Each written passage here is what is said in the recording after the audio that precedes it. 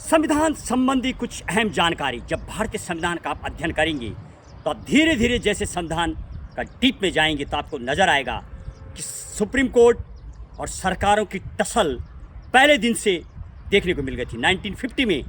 जब reservation act नहीं बना हुआ था तो एक दलित वर्ग को कर्नाटक में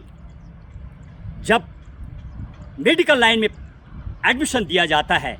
और चंपकम द्वराय राजन पहला जब लड़की कर्नाटक हाईकोर्ट पहुंचती है और अपने मौलिक अधिकार आर्टिकल 14 का हनन करके पहुंचती है तो कोर्ट निश्चित ही आर्टिकल 32 के अधीन मौलिक अधिकार की रक्षा करता है और फैसला आया कि चंपकम द्वराय राजन को वास्तविक ही आर्टिकल 14 का उल्लंघन हुआ है, इसलिए एडमिशन दिया गया था मेडिकल लाइन MBBS की बात। और उस संबंधी आपको 3 अहम जानकारी दूं, तब से ही टसल जो देखने को मिली। पहला, सुप्रीम कोर्ट के समकक्ष पहला प्रश्न प्रस्तावना का लेकर के 1958 में जो केस आया था, प्रस्तावना संविधान का भाग है या नहीं। सुप्रीम कोर्ट के सामने जब ये प्रश्न आया, वेरुवाड़ी वाद में ये प्रश्न सामने आया तो और क्या उसमें संशोधन हो सकता है नहीं। सुप्रीम कोर्ट के 3 उसमें अहम फैसला जब आता है 1960 में सुनवाई करते हुए सुप्रीम कोर्ट ने उसमें कहा प्रस्तावना संविधान का भाग नहीं है और न ही इसमें संशोधन किया जा सकता है। दूसरा, किसी अनुच्छेद की भाषा संदिग्ध लगे तो प्रस्तावना की सहायता ली जा सकती है। और तीसरा, नवा संविधान संशोधन द्वारा 1960 में वेरुवाड़ी क्षेत्र को पूर्वी पाकिस्तान को दिया गया था और सुप्रीम कोर्ट ने बताया कि आप वेरुवाड़ीवाद जो पूर्वी पाकिस्तान को दिया गया था संविधान संशोधन के बाद ही आप दे सकते हैं। और वो एक्ट आया और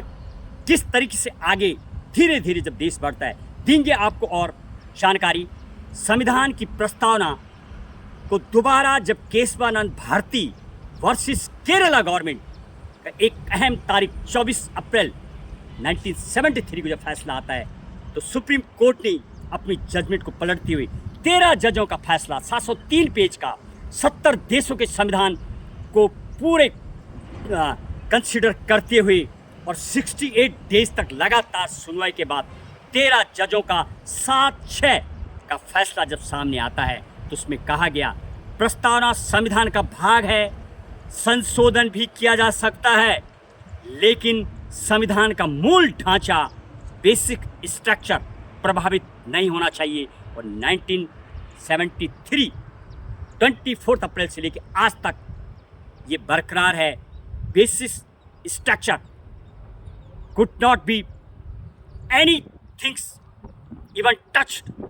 और जब सरकारों ने पूछा कि what is the basic structure तो सुप्रीम कोर्ट ने कहा ये टाइम पर जैसे जैसे मामला सामने आएगा तो बताएंगे what is the basic structure. आप जो संविधान का निर्माण किया गया उसमें इसीलिए जिस तरीके से जब देश आज़ाद हुआ था तो संविधान में 395 अनुच्छेद 22 भाग और 8 सूची और अभी धीरे धीरे 128 बार लगभग बिल पार्लियामेंट में गया और 106 अमेंडमेंट और उसके बाद वर्तमान में 12 सूची 22 भाग और लगभग 375 अनुच्छेद यदि बताऊं तो शायद जो 395 थे उन्हीं के अंदर रखा गया और अभी लगभग 475 हो चुके हैं। लेकिन गिनती में 395 के मिडिल में ही यानी बेसिक स्ट्रक्चर जिस तरह की बिल्डिंग खड़ी हो जाती है संविधान की, आप एरिया नहीं बढ़ा सकते, लेकिन उसके बीच में A B C D जैसे 14A